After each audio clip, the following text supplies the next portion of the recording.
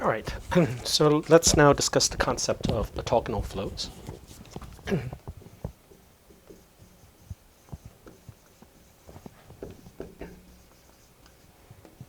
So, so let's consider a differential equation of the form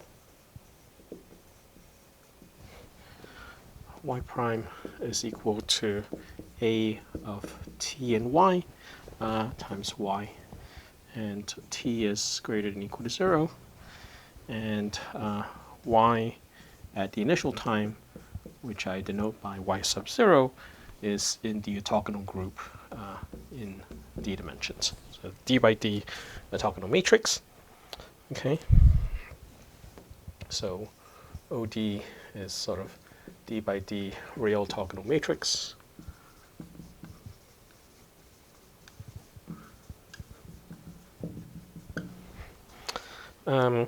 And then I want this a of t and y to be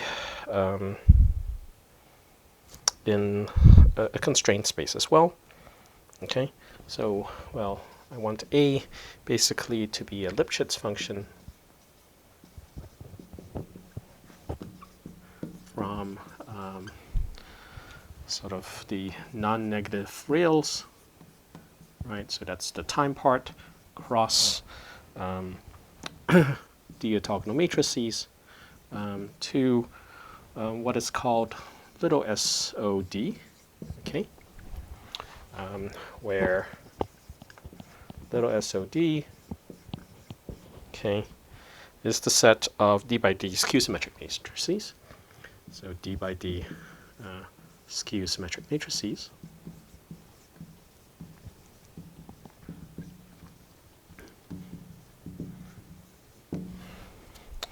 Okay, and then the claim is that if you have this setup where you have a differential equation y prime is a times y, where a is a skew symmetric matrix and y is an orthogonal matrix at the initial time, then what's going to happen basically is that y is going to stay an orthogonal matrix over the entire evolution. Okay, so the claim is that y of t, right, is orthogonal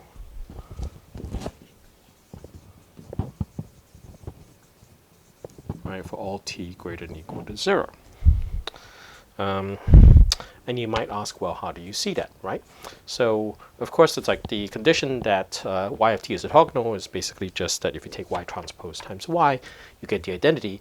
And we know it's like by assumption that this condition holds at the initial time, t equals to 0. So all we have to do then is to look at the time rate of change of this orthogonality condition. And if it vanishes, then of course we're in good shape. Okay, so let's try to prove this. All right, so just look at the time derivative of y transpose y. All right, so you just apply the product rule to that. That's equal to y prime transpose y plus y transpose y prime. Then you substitute the equation, the differential equation, and what you get is okay. So y prime is ay, right? So that's ay. So I'm going to suppress the t and y dependence here. So ay transpose y, right, plus y transpose ay.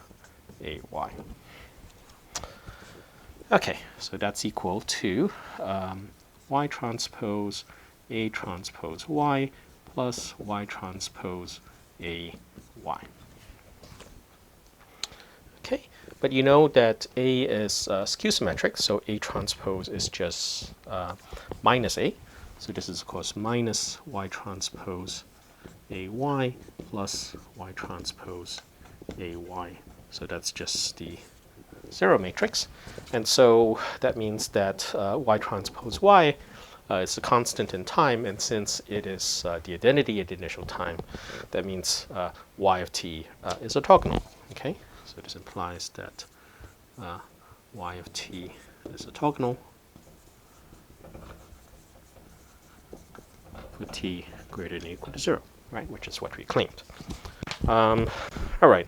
So and so this then it's like reasonably it's like can be called an orthogonal flow because it's a matrix differential equation which flows on the group of orthogonal matrices. And if you know something about this idea of Lie groups, which are basically manifolds, curve spaces, which have a group structure, then these kind of equations can be sort of generalized, if you will.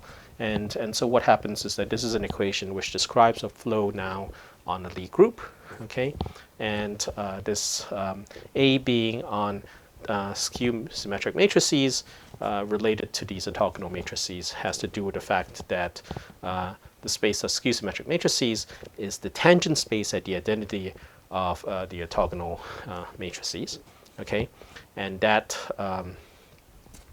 that guarantees that yeah. So and that's what's called the Lie algebra. It's like of the associated Lie group, and when you have an equation which says that the time rate of change of some Lie group element is equal to Lie algebra element times the Lie group element, then that kind of differential equation guarantees that you stay on the Lie group. Okay.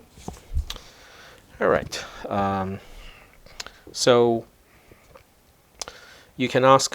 So there's a sense in which these orthogonality conditions generalize, or sorry, these kind of orthogonal flows. It's like generalize the notion of quadratic invariance because you can, or let me just sort of rephrase that. Okay, so the idea, if you will, is that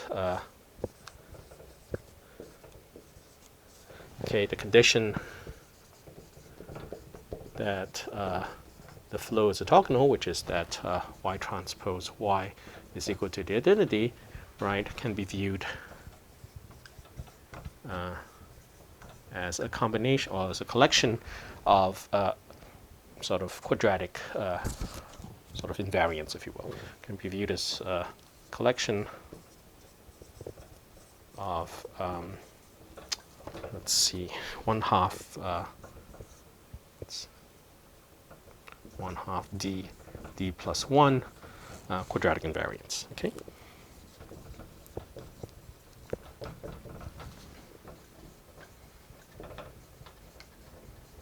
Okay. All right. And let's see. All right. So let's just stop here for now.